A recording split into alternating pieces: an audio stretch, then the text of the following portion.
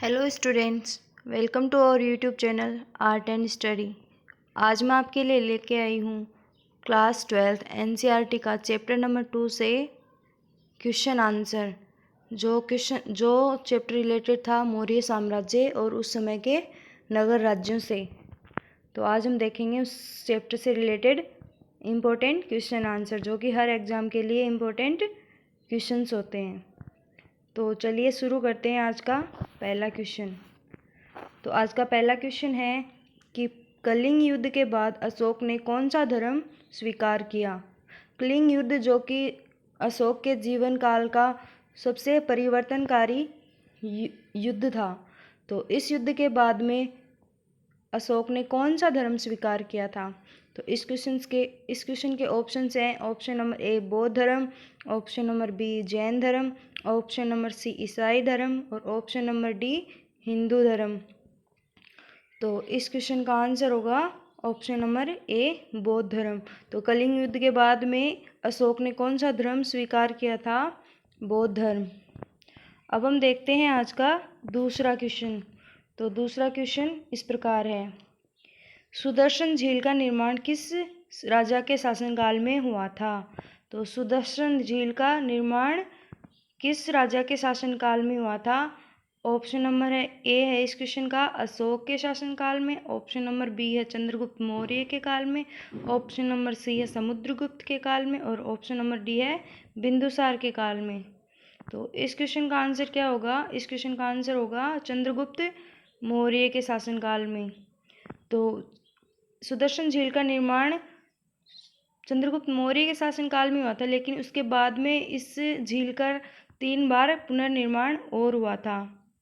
तो अब हम देखते हैं आज का तीसरा क्वेश्चन। तो तीसरा क्वेश्चन इस प्रकार है, सम्राट अशोक ने बौद्ध धर्म के प्रसार के लिए श्रीलंका किसे भेजा था।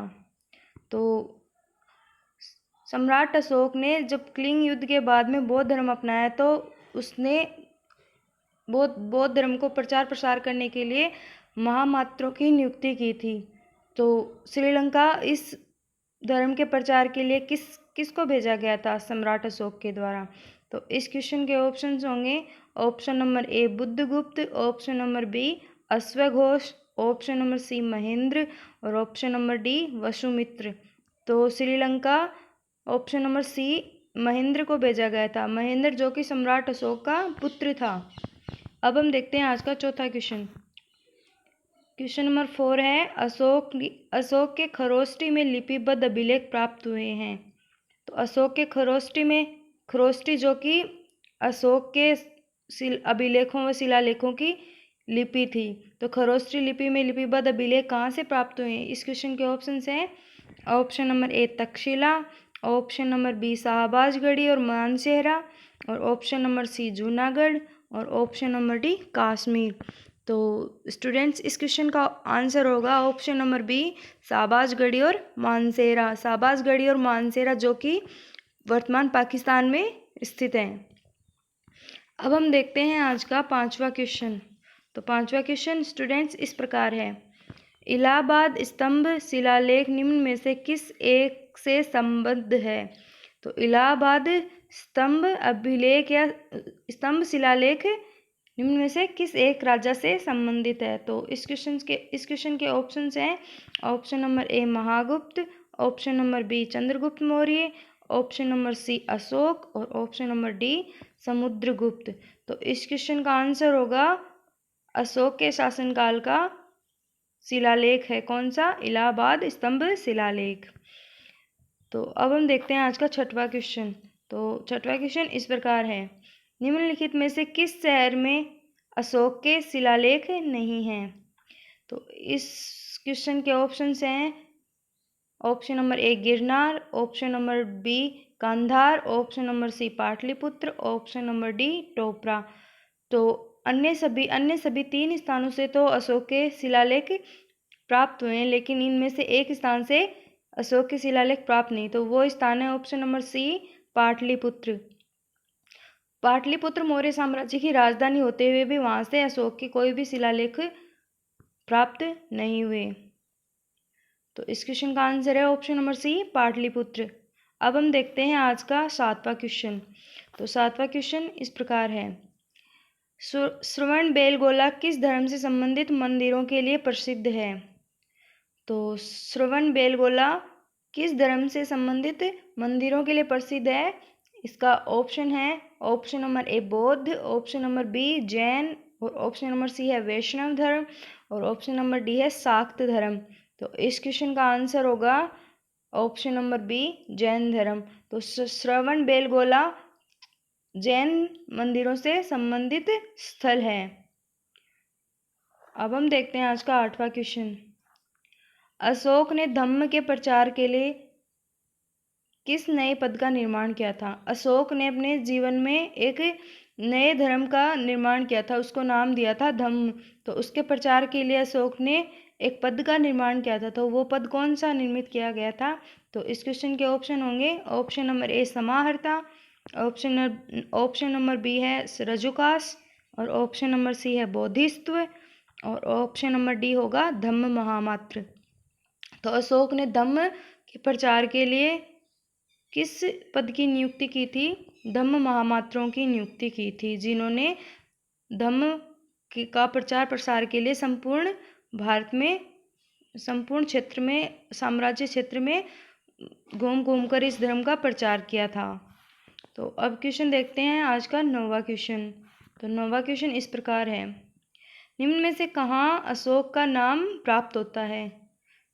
तो अशोक का नाम अन्य अभिलेखों में तो देवान पियादसी के नाम से जाना गया है, जबकि इनमें से एक अभिलेख ऐसा है जहाँ से अशोक का नाम अशोक प्राप्त होता है। तो इस क्वेश्चन के ऑप्शन होंगे ऑप्शन नंबर ए अशोक का नेतुर अभिलेख, ऑप्शन नंबर बी है समुद्रगुप्त का इलाहाबाद अभिलेख, और ऑप्शन नंबर सी है अयोध्या अभिलेख, और ऑप्शन नंबर डी है खारवेल का हाथी गुम्फा अभिलेख। तो इस क्वेश्चन का आंसर होगा ऑप्शन नंबर ए नेतुर अभिलेख, जहाँ से अशोक का नाम अशोक प्राप्त हुआ है। अब हम देखते हैं आज का 10वां क्वेश्चन। तो अर्थशास्त्र के अनुसार सीताध्यक्ष का संबंध किससे था? तो अर्थशास्त्र के अंदर सीताध्यक्ष शब्द का प्रयोग किया गया है, वो शब्द किसके लिए प्रयुक्त किया गया था? तो इस क्वेश्चन के ऑप्शन होंगे ऑप्शन नंबर ए कृषि से, ऑप्शन नंबर बी व्यापार से, और ऑप्शन नंबर सी महिला कल्याण से, और ऑप्शन नंबर डी सेना से। तो सीताध्यक्ष का संबंध था कृषि से संबंधित मामलों को देखने वाले व्यक्ति को सीताध्यक्ष कहा गया। तो अर्थशास्त्र में सीताध्यक्ष किसको कहा गया है? कृषि से संबंधित मामलों को राज्य के कृषि से संबंधित मामलों को देखने वाले व्यक्ति को सीताध्यक्ष कहा गया है। अब हम देखते हैं आज का 11वां क्वेश्चन। तो 11वां क्वेश्चन इस प्रकार है, मौर्य काल का मानक सिक्का था। तो मौर्य काल में प्रचलित मानक सिक्का कौन सा था? तो इस क्वेश्चन के ऑप्शंस हैं ऑप्शन नंबर ए निष्क, ऑप्शन नंबर बी मस्क, और ऑप्शन नंबर सी पर्ण, और ऑप्शन नंबर डी कृष्णाल। तो मौर्यकालीन मानक सिक्का किसे कौन सा है इनमें से? तो इस क्वेश्चन का आंसर होगा ऑप्शन नंबर सी पर्ण। तो ये जो क्वेश्चन करवाए जा रहे हैं आपको, वो क्वेश्चन हिस्ट्री के, ये जो मौर्यकालीन साम्राज्य है वहाँ से हर एग्जाम में इम्पोर्टेंट क्वेश्चंस पूछे जाते हैं। तो स्टूडेंट्स ये क्वेश्चंस आपके लिए बहुत ही इम्पोर्टेंट हैं। तो अब हम देखते हैं आज का 12वां क्वेश्चन। तो आज का 12वां क्वेश्चन है, निम्न में से कौन सी लिपियाँ अशोक के अभिलेखों से प्राप्त हुई हैं? तो आज का 12वां क्वेश्चन क्या है, निम्न में से कौन सी लिपियाँ अशोक के अभिलेखों से प्राप्त हुई हैं? तो ऑप्शन नंबर ए है ब्राह्मी लिपि, ऑप्शन नंबर बी, इन ऑप्शंस में समूह में दी गई हैं लिपियाँ, जिनमें से हमें छांटना है कि अशोक के अभिलेखों को कौन सी लिपियों में लिखा गया है। तो ऑप्शन नंबर ए है ब्राह्मी, खरोष्ठी, आर्यमाइक और ग्रीक, और ऑप्शन नंबर बी है खरोष्ठी, ग्रीक, शारदा और ब्राह्मी, और ऑप्शन नंबर सी है देवनागरी, आर्यमाइक, ब्राह्मी और शारदा। तो ऑप्शन नंबर डी है इसमें ब्राह्मी, खरोष्ठी, ग्रीक और देवनागरी। तो स्टूडेंट्स, अशोक के अभिलेखों से प्राप्त लिपियों के नाम होंगे यहाँ पे option number A Brahmi, Kharosthi, Aramaic और ग्रीक। तो अशोक के अभिलेख इन लिपियों में प्राप्त हुए हैं। वो लिपियाँ कौन कौन सी हैं? ब्राह्मी, खरोष्ठी, अरेमाइक और ग्रीक। अब हम देखते हैं आज का 13वां क्वेश्चन। तो सम्राट अशोक का उत्तराधिकारी कौन था? तो क्वेश्चन नंबर 13 है, सम्राट अशोक के मृत्यु के बाद उसका उत्तराधिकारी कौन बना? तो इस क्वेश्चन के ऑप्शन हैं option number A Chandragupta Maurya, option number B Bindusara, option number C Susima और ऑप्शन नंबर डी दशरथ। तो इस क्वेश्चन का आंसर होगा ऑप्शन नंबर बी बिंदुसार। अब हम देखते हैं आज का 40 नंबर क्वेश्चन। तो 40 नंबर क्वेश्चन इस प्रकार है कि निम्न में से कौन सा स्थान मौर्य साम्राज्य का प्रांतीय केंद्र नहीं रहा हुआ है? तो इस क्वेश्चन के ऑप्शन हैं Takshashila, option number B Kaushambi, option number C है उज्जैनी और ऑप्शन नंबर डी है तोशाली। तो इस क्वेश्चन का आंसर होगा कौशाम्बी एक ऐसा नगर राज्य था जो कि मौर्य साम्राज्य का प्रांतीय केंद्र नहीं था। अब हम देखते हैं आज का 15वां क्वेश्चन। तो मौर्य साम्राज्य जो कि हर दृष्टि से एक उन्नत साम्राज्य था। तो मौर्यकालीन साम्राज्य में शिक्षा का सर्वाधिक प्रसिद्ध केंद्र कौन सा था? आज का 15वां क्वेश्चन है कि मौर्य साम्राज्य में शिक्षा का सर्वाधिक प्रसिद्ध केंद्र कौन सा था? तो इस क्वेश्चन के ऑप्शन हैं ऑप्शन नंबर ए है वैशाली, ऑप्शन नंबर बी है नालंदा, ऑप्शन नंबर सी है तक्षशिला और ऑप्शन नंबर डी है उज्जैन। तो इस क्वेश्चन का सही आंसर होगा ऑप्शन नंबर सी तक्षशिला। अब हम देखते हैं आज का 16वां क्वेश्चन। तो निम्न में से किस मौर्य राजा ने दक्कन में विजय प्राप्त की थी? तो निम्नलिखित में से किस मौर्य राजा ने दक्कन विजय प्राप्त की थी? इस क्वेश्चन के ऑप्शन हैं option number A Ashoka, option number B Chandragupta, option number C Bindusara और ऑप्शन नंबर डी कुणाल। तो दक्कन विजय किस राजा के द्वारा प्राप्त की गई? मौर्य राजा के द्वारा, चंद्रगुप्त मौर्य के द्वारा। अब हम देखते हैं आज का 17वां क्वेश्चन। मेगास्थनीज ने भारतीय समाज को कितने भागों में विभक्त किया है? तो मेगास्थनीज जो ग्रीक राजा सेल्यूकस निकेटर का राजदूत था, जो कि चंद्रगुप्त मौर्य के शासनकाल में भारत आया था। तो उसने भारतीय जीवन प्रणाली और वहाँ के समाज के ऊपर अपनी पुस्तक इंडिका में बहुत सारा वर्णन मिलता है। यहाँ से मेगास्थनीज की पुस्तक इंडिका से।